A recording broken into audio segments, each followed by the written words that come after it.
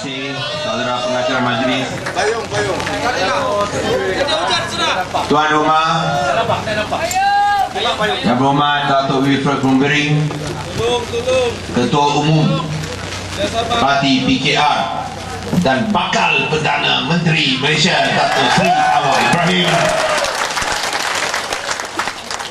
Presiden PAS yang berhormat Datuk Seri Haji Abdul Abdi Anwar, pemimpin daripada parti PKR, PAS, DAP, Datuk Najim, semua rakyat Sabah yang berkumpul sungguh pun hujan lebat pada malam ini. Salam bersih dan selamat Hari Malaysia kepada semua. Malam ini malam bersejarah, kerana malam ini kita telah menunjukkan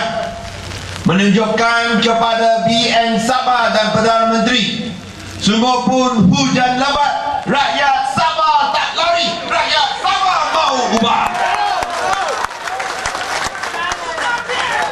Mengapa rakyat Sabah mau ubah? Besok kita menyambut ulang tahun ke-49, 49 tahun sebelum ni, 1963, Sabah, Sarawak dan Semenanjung Malaysia dan juga Singapura. Lepas itu Singapura meninggalkan Malaysia, tapi Sabah, Sarawak dengan Semenanjung Malaysia bercantum untuk menubuhkan Malaysia. 1963 bercantum Sabah, Sarawak dengan Semenanjung Malaysia sebagai rakan kongsi yang setara. 49 tahun lepas itu, pada hari ini kita kena tanya, adakah Sabah, Sarawak sungguh pun menjadi rakan kongsi setara, mendapat layanan yang sama seperti di Semenanjung Malaysia?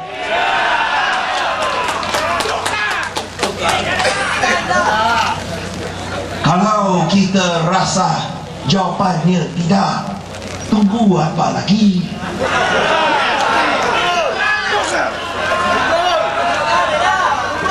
Di bawah Perlembagaan Malaysia memang taraf yang sama, rakan kongsi taraf sama, sama status. Semenanjung Malaysia, Sarawak, Sabah sama status. Tetapi untuk Sabah sama status kah?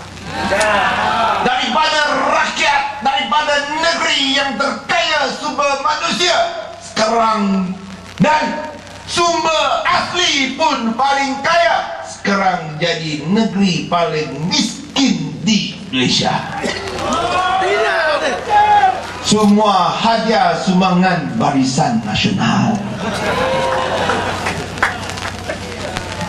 Kalau Pakatan Rakyat diberikan mandat untuk memerintah bukan saja di Putrajaya tetapi di Kota Kinabalu, Pakatan Rakyat akan pulihkan status setara dengan Semenanjung Malaysia, seperti mana yang termaktub dalam Perlembagaan Malaysia tahun 1963. Dalam 1963, kalau kita lihat, ada beberapa perkara utama yang harus diberikan perhatian. Satu, perkara yang harus diberikan perhatian ialah dalam aspek royalti minyak.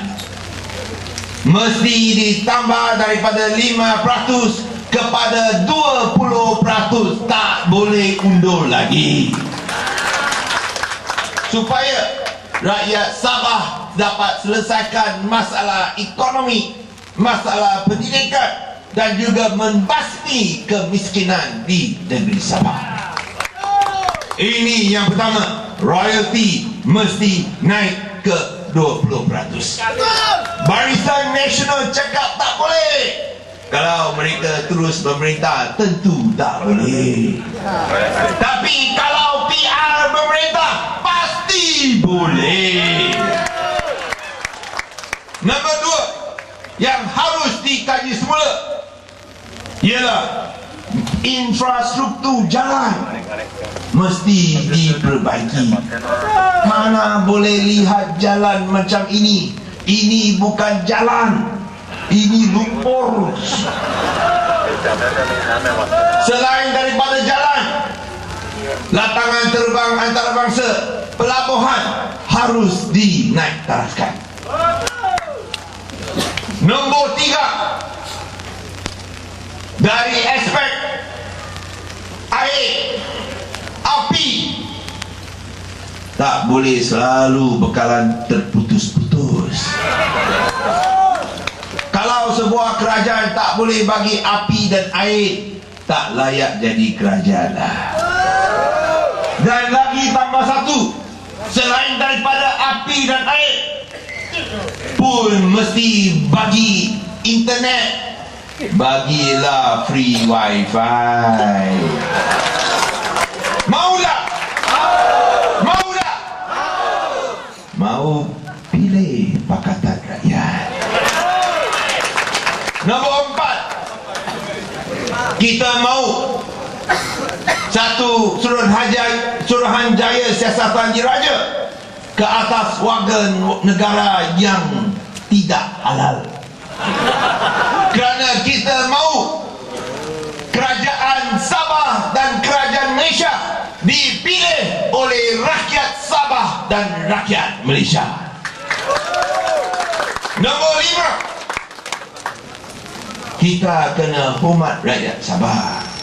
Hormat rakyat Sabah dengan pastikan bahawa semua jawatan tertinggi baik di kerajaan negeri maupun di kerajaan persekutuan dipegang oleh rakyat Sabah. Dan yang nombor enam, kita mesti ada dasar tanah berjiwa rakyat.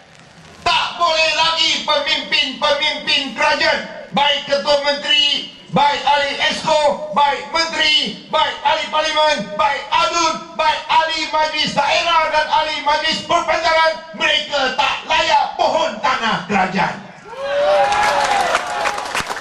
Hanya rakyat biasa saja yang layak pohon tanah kerajaan. Kalau ahli parlimen adun nak pohon tanah kerajaan, boleh. Letak jawatan dulu jadi rakyat biasa, baru boleh pohon tanah kerajaan. Saya rasa itulah perubahan yang dijanjikan. Saya percaya nanti Dato' Sri Anwar akan cerita lebih banyak lagi. Tetapi di sini kita nak menunjukkan bahawa kita sebangsa, senegara, sejiwa.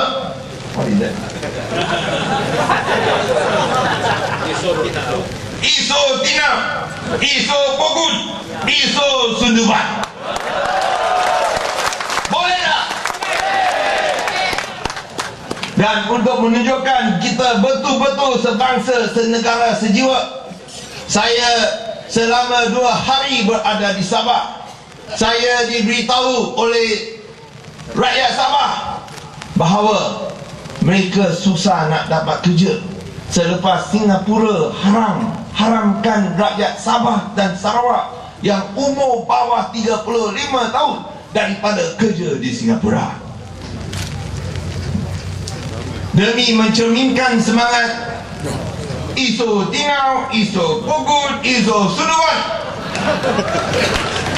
sebagai Ketua Menteri Pulau Pinang, bagi pihak Pakatan Rakyat, saya nak tawarkan peluang kerja kepada semua rakyat Sabah dan Sarawak di Pulau Pinang kalau tak dapat kerja di Singapura. Boleh hubung pemimpin parti DAP untuk mendapat maklumat lebih. Tapi itu janji betul ya. Ini janji akan ditepati. Bukan macam BN.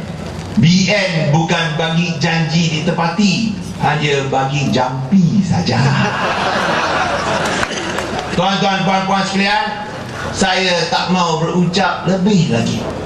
Hanya bahawa kita semua rakyat Malaysia, kita mesti hormat rakyat Sabah.